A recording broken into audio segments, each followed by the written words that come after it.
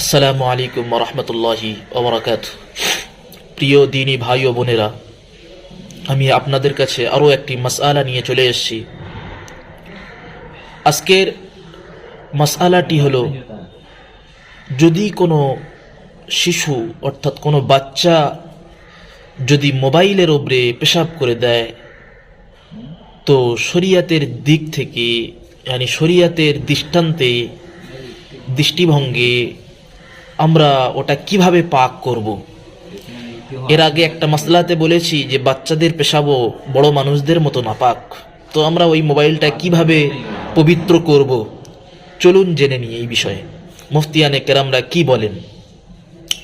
মুফতিয়ানে কেরামরা বলেন যে ওই বাচ্চার পেশাব যেহেতু অপবিত্র, তো ওই মোবাইলটি ভালো ভিজে কাপড় দিয়ে, পবিত্র ভিজে কাপড় দিয়ে মোবাইলটি 3 বার ভালোভাবে মুছে নিলেই আপনাদের মোবাইল পাক হয়ে যাবে।